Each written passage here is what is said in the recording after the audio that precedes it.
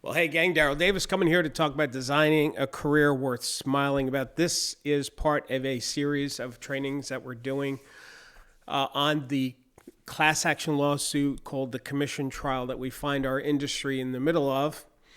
And the purpose of these videos is to help you navigate it, understand it, break it down for you, but most importantly, how to become stronger because of it. Because I do see a lot of, as an industry, we'll become stronger from this for sure. What I want to start on this particular video, I just want to talk about this one testimony. It came out in day 4 from an expert witness for the plaintiff. Let me show you this article that was published in Real Estate News. By the way, shout out to them. If you don't subscribe to Real Estate News, they're one of the best in the industry. They're one of my favorites. I count on one hand the ones I always go to. This is one of them. And so here's what it said. Attorneys spar over evidence of collusion in commission trial. On day 4 of the Sitzer-Burnett trial, an expert witness for the plaintiff said the current commission system is a clear case of collusion and price fixing. Expert witness, with all due respect, I'm going to show you just one part of his testimonial of an example that he uses, and the example clearly proves that he really doesn't know what he's talking about. So, with all due respect. So to continue on here, the article goes on to say that Craig Shellman, an associate professor, not a professor, an associate professor at Texas A&M and the director of the Berkeley Research Group, studies econometrics. I probably said that wrong, and I apologize. It's a discipline which looks at the outcomes of economic theories that helps forecast trends. Asked about the commission fee structure currently in place for residential real estate, he told the 9-member jury that it was one of the clearest cases of collusion and price fixing he had ever seen. Wow, that's pretty strong. So he must really be an expert on this. So let's see.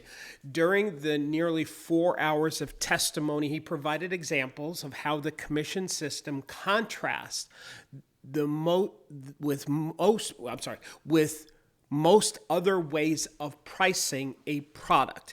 I want you to remember the word product. That he said that how you price other products, this goes against that, right? Contrast to that. Okay. As an example, he just solidified, he asked the jurors to imagine if gas stations adopted a similar system where the price of gas was based on the value of the car that's being filled up. Okay, I got it. That doesn't make sense, right?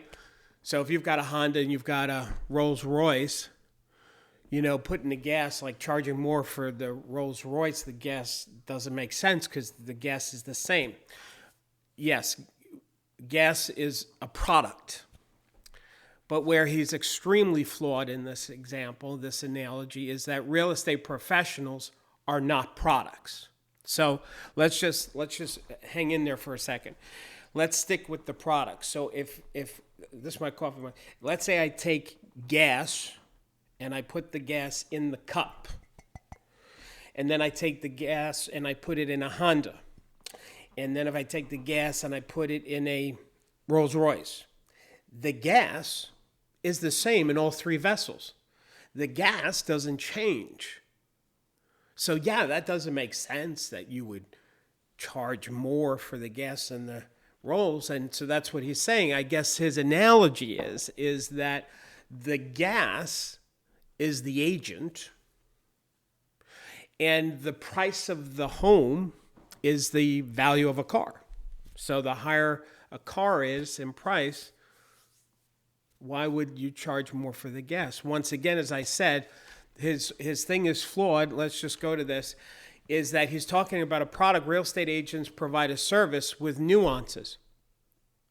See, what real estate professionals are not products. We're a service industry. It's an actual classification. And like many service industries, not any one situation is exactly the same. Therefore, fees and costs fluctuate up and down. But I would think a professor in this category would understand that. So let's see, here would be a better examples that he could have used. Closer example would be, let's say, a fund manager who manages a fund. Let's say it's $100 million fund. Fund managers will get 0.5% to 1% on the overall assets of the fund. So in this case, let's use 1%, $100 million. This fund manager, she's going to get paid $1 million a year to manage that fund. Now, a hedge fund, they get 0.5% to 1% plus 10 to 20% of the profit they make in the fund. And by the way, if let's say that fund manager is doing a fund for $2 million, so it's a bigger fund, and at 1%, I said 200 million, I forgot, 200 million, then they're going to get paid a salary of $2 million. So you see, the bigger the fund, the more money they make because there's nuances. A $100 million fund is not the same as a $200 million fund. A $100,000 house is not the same as a $500,000 or $1 million house in the same market. But you know what would be a really better example that the expert witness for the plaintiff could have used is a lawyer in a class action lawsuit. Because that really kind of hits home here, doesn't it? Let me give you an example. According to the American Bar Association on their website, they have published that the standard or average rate for an attorney working on contingency basis as far as their fee is 33 to 40%. By the way, that published ordinary or customary rate, I'm going to talk about that on another video on how I think the law industry is breaking antitrust laws, but we'll talk about that later. So let's stick with apples to apples here for this expert witness. So if you have an attorney who's working on a lawsuit for damages on a contingent basis of 33 to 40%, we'll use 40% just to make the math easy for us, right? Well, if he or she is doing a lawsuit that is, let's say, a hit and run, a couple of cars, and those couple of cars, there's going to be a $100,000 win on a 40% contingency, that attorney is going to get $40,000 in fees.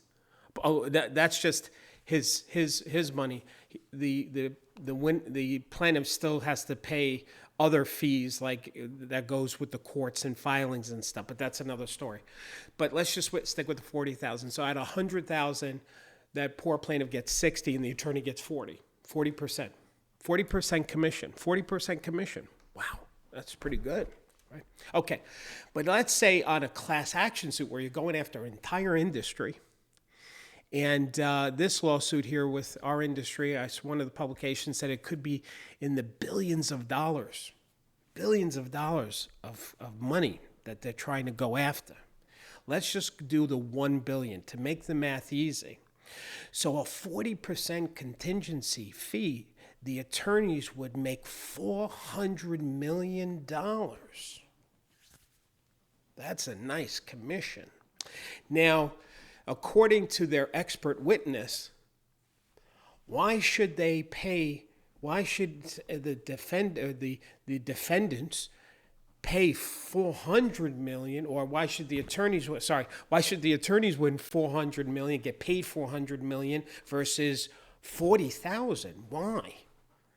Well, because there's more nuances.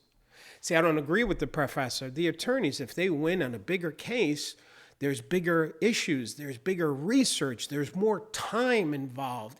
There's the nuance of going after an entire industry called the real estate professionals compared to a hit and run of two people.